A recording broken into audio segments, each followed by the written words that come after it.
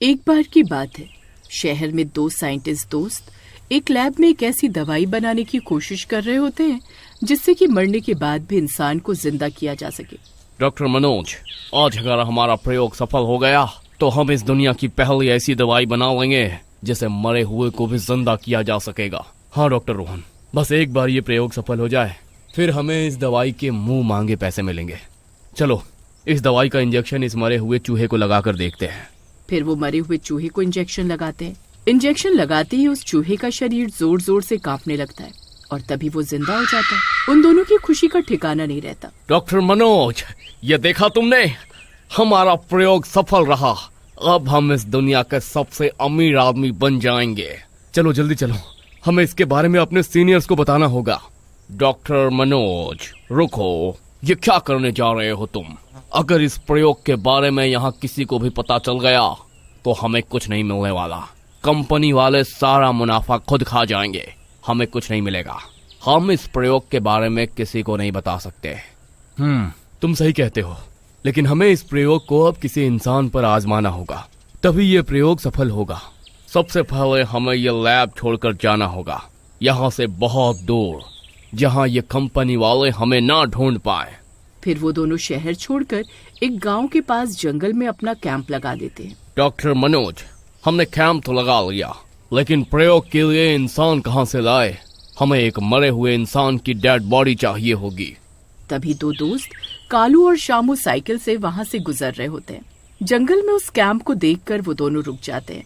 अरे शामू, यह जंगल में कैंप लगाकर कौन बैठा हुआ है? फिर वो दोनों उस कैंप के अंदर चले जाते हैं। वहाँ उन्हें वो दोनों साइंटिस्ट मिलते हैं। अरे आप लोग कौन है? आपको पहले कभी नहीं देखा। अरे हम लोग डॉक्टर हैं, सरकार ने हमें यहाँ भेजा है। हैजा की बीमारी पास के गांव में फैल गई है, इसलिए हम यहाँ इंजेक्शन लगाने आए हैं। अरे डॉक्टर साहब, ये तो बहुत अच्छी बात है। अगर आप चाहो तो हम आप दोनों को अभी इंजेक्शन लगा सकते हैं, नहीं तो बाद में लाइन लगा कर लेना होगा। अरे नहीं नहीं डॉक्टर साहब, आप अभी ही लगा लीजिए, आपकी बहुत मेहरबानी होगी। फिर वो डॉक्टर उन दोनों को बेड पर लिटा देते हैं। अरे डॉक्टर रोशन, ये इंजेक्शन तो मरे हुए को जिंदा करने के लिए है, ये तो जिंदा है, अब क्या करें? अरे तो क्या हुआ, पहले इन्हें मारने का इंजेक्शन दे देते हैं, उसके बाद जिंदा करने का इंजेक्शन दे देंगे। इन्हें क्या पता चलने वाला है।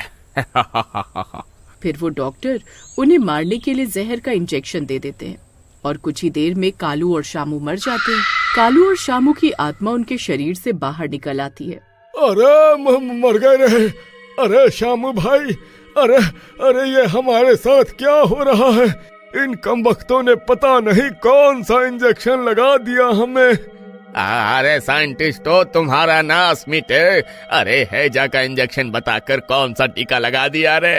अरे अभी तो हमारी शादी भी नहीं हुई थी। वो दोनों साइंटिस्ट उन्हें देख तो नहीं सकते थे, लेकिन उनकी आवाज सुन पा रहे थे। हे भगवान, ये आवाज कहाँ से आ रही है? ऐसा नहीं हो सकता। डॉक्टर रोशन, कहीं ये दोनों भूत तो नहीं बन गए? देखो, तुम दोनों घबराओ नहीं, हमारे पास तुम्हें वापस जिंदा करने की भी इंजेक्शन है। हम अभी तुम दोनों को वापस जिंदा कर देते हैं। फिर डॉक्टर उन दोनों को जिंदा करने वाला इंजेक्शन लगा देता है। फिर वो दोनों कुछ पल इंतजार करते हैं, लेकिन कुछ भी नहीं होता। अरे डॉक्टर मनोज, इंजेक्शन तो ठीक से लगाया है ना, ये जिंदा क्यों नहीं हो रहे हैं?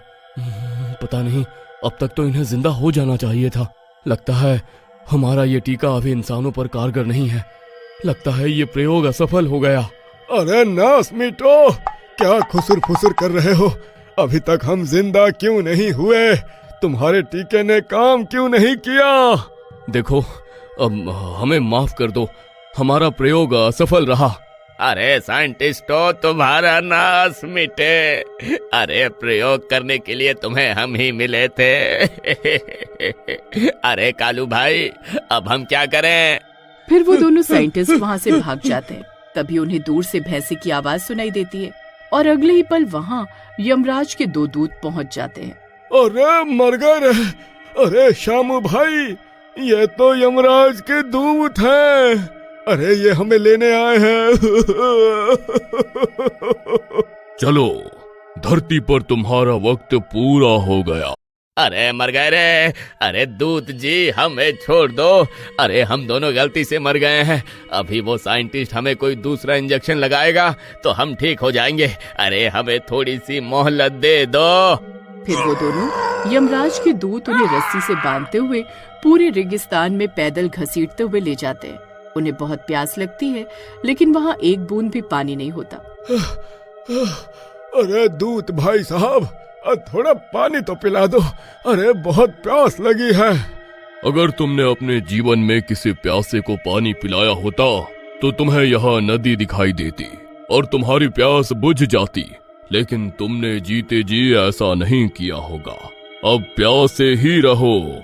अभी तुम्हें 45 दिनों तक ऐसे ही धूप, जंगल और नदियों को पार करना है। फिर बहुत देर तक रेगिस्तान में चलने के बाद यमदूत उन्हें बताता है कि अब एक नदी आएगी।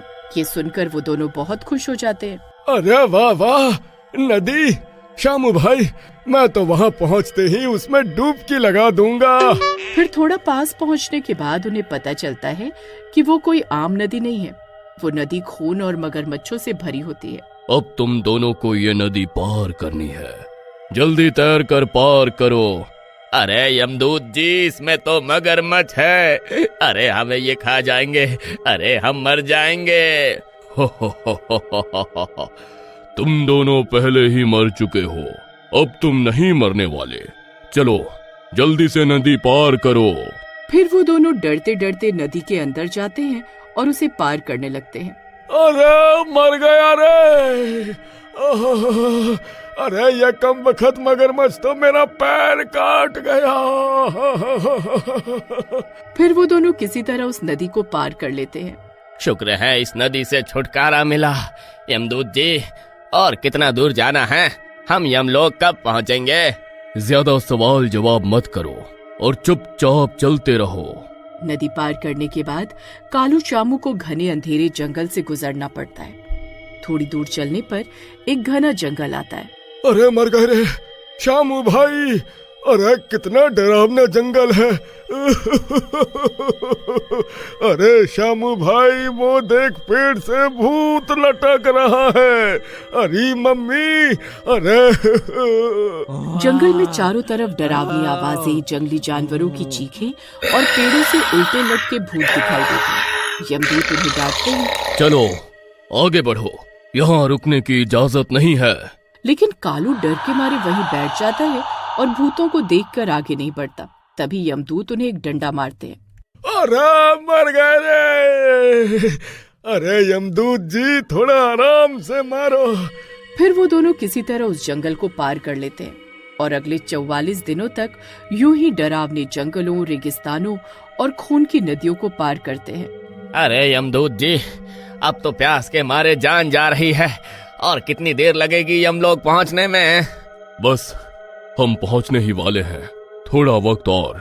फिर कुछ देर में उन्हें दूर यमलोक का दरवाजा दिखाई देता है। वो देखकर उन दोनों की खुशी का ठिकाना नहीं रहता। अरे वाह वाह, आखिरकार हम पहुंच ही गए। अब सबसे पहले मैं अपने कमरे में जाकर नहाऊंगा और फिर बहुत सारा खाना खाऊंगा। अरे यमदूत जी, यमलोक में स्विमिंग पूल भी है क्या? अरे मूर्ख इंसान, ये कोई होटल नहीं है, यह यमलोक है। यहाँ सबके पापों का हिसाब होता है। तुम दोनों अब ये सोचो कि तुमने क्या क्या पाप किए हैं, क्योंकि यहाँ हर पाप की अलग सजा मिलती है। अरे मर गए रे! अरे कालू भाई, हम दोनों ने तो कोई पुण्य नहीं किया है भाई। अब हमारा क्या होगा? अरे मुझे लगता है हमारी शामत आनी तय है भाई। फिर यमदूत उन्हें यमलोक के अंदर ले जाते हैं। वहाँ एक बहुत बड़ी सी कढ़ाई होती है, उसके नीचे आग जल रही होती है। अरे शामू भाई, अरे वो देख, कढ़ाई लगाई हुई है, लगता है समोसे तल रहे हैं। अरे आज के रात के खाने का प्रोग्राम चालू है। तभी उन्हें लोगों के चीखने चिल्लाने की आवाज आने लगती है। अरे बेवकूफ कालू, अरे इस कढ़ाई में समोसे नहीं, इंसानों को तल रहे हैं। अरे अब हमारा क्या होगा भाई? अगर आप जानना चाहते हैं कि कालू और शामू के साथ आगे क्या होता है। तो कमेंट बॉक्स में पार्ट 2 के लिए कमेंट करें और लाइक करना ना भूलें।